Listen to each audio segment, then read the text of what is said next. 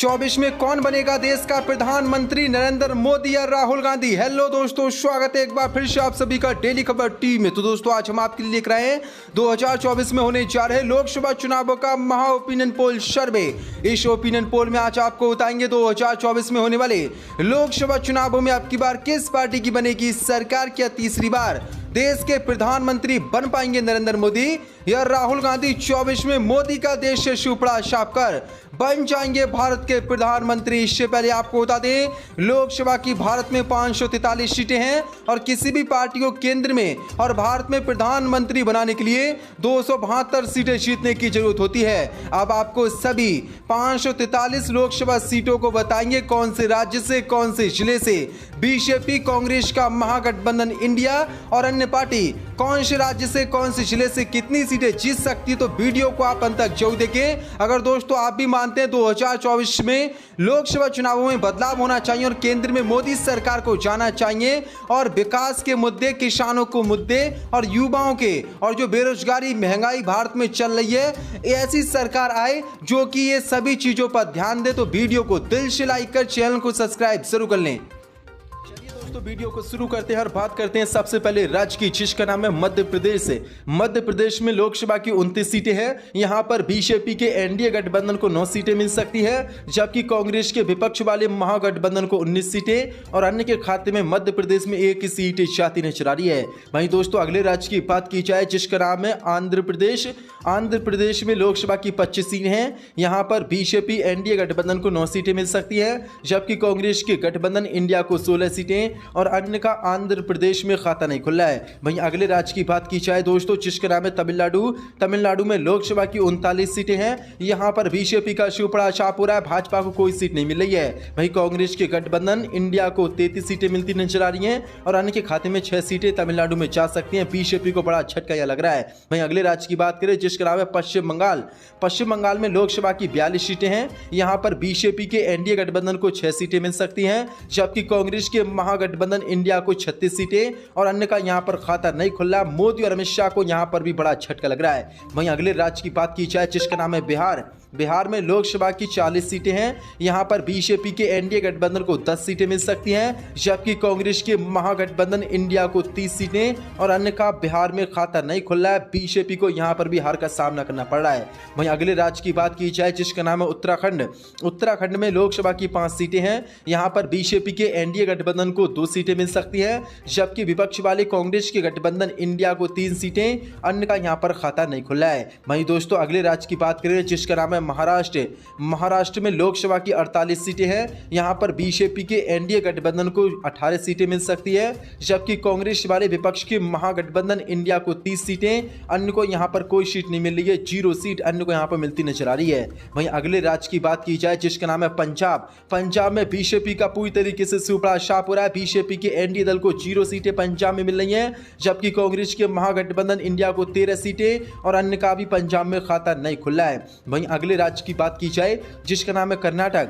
कर्नाटक में लोकसभा की 28 सीटें हैं। यहां पर बीजेपी के एनडीए गठबंधन को 7 सीटें मिल सकती है, जबकि कांग्रेस के विपक्ष वाले महागठबंधन इंडिया को 18 सीटें और अन्य के खाते में 3 सीटें कर्नाटक में जा सकती हैं। वहीं दोस्तों अगले राज्य की बात करें जिसका नाम है केरल। केरल में भी बीजेपी का पूरी तरीके से सुपड़ा साफ हो रहा है। बीजेपी को यहां पर एक भी सीट नहीं मिल रही है। वहीं कांग्रेस के महागठबंधन इंडिया 20 की 20 सीटें केरल में जीतता नजर आ रहा है। वहीं अन्य को भी कोई सीट नहीं मिल रही है। वहीं अगले राज्य की बात करें जिसका नाम है जम्मू कश्मीर।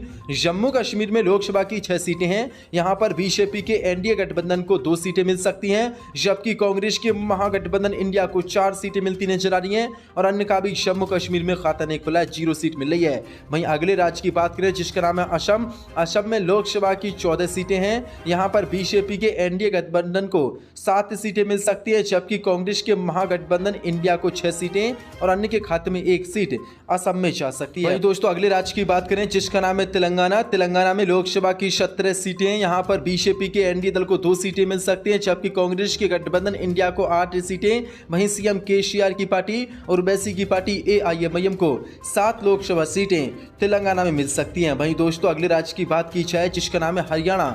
हरियाणा में लोकसभा की 10 सीटें हैं। इनमें से बीजेपी बीजेपी के एनडीए गठबंधन को 2 सीटें मिल सकती हैं, जबकि कांग्रेस के महागठबंधन इंडिया को 8 सीटें। अन्य का हरियाणा में खाता नहीं खुला है। बीजेपी और मोदी और अमित शाह को यहां पर भी बड़ा झटका लगता नजर आ रहा है। वहीं दोस्तों अगले राज्य की बात की जाए जिसका नाम है अरुणाचल प्रदेश। अरुणाचल प्रदेश में लोकसभा की 2 सीटें हैं। 2 सीटों में से बीजेपी के गठबंधन इंडिया को 1 सीट मिल सकती है, जबकि कांग्रेस के महागठबंधन इंडिया को 1 सीट।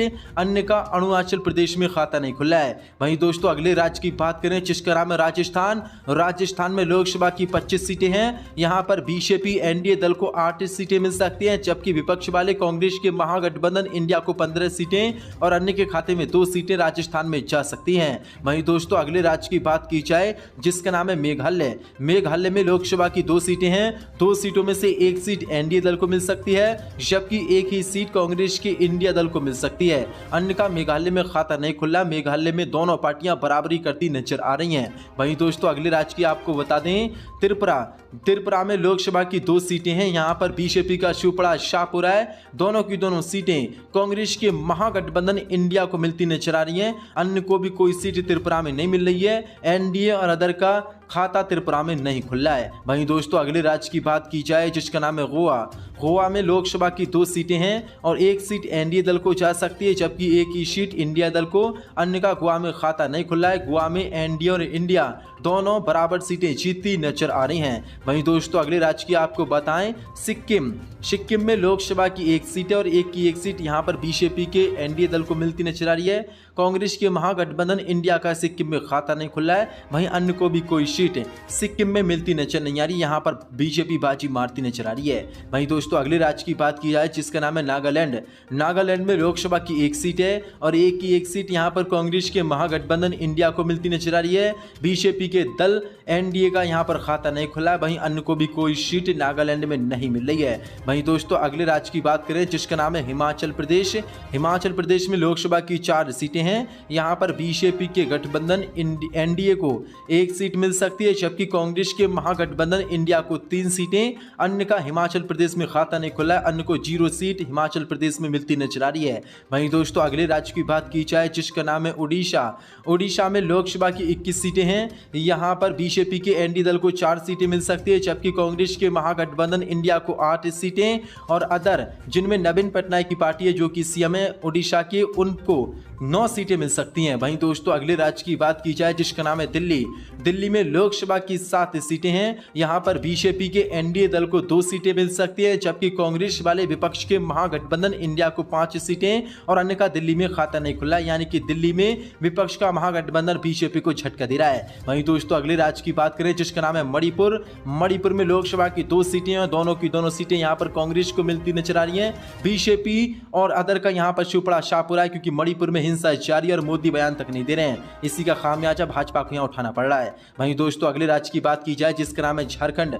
झारखंड में लोकसभा की 14 सीटें हैं। 14 सीटों में से बीजेपी के एनडीए दल को 6 सीटें मिल सकती हैं, जबकि कांग्रेस के महागठबंधन इंडिया दल को 8 सीटें मिल सकती हैं। अन्य का झारखंड में खाता नहीं खुला है। वहीं दोस्तों अगले राज्य की बात करें जिसका नाम है गुजरात। गुजरात में लोकसभा की 26 सीटें हैं। यहां पर बीजेपी के एनडीए दल को 15 सीटें मिल सकती हैं, जबकि कांग्रेस के महागठबंधन इंडिया को 11 सीटें। अन्य का गुजरात में खाता नहीं खुला है। 0 सीट अन्य को गुजरात में मिलती नजर आ रही है। वहीं दोस्तों अगले राज्य की बात करें जिसका नाम है छत्तीसगढ़।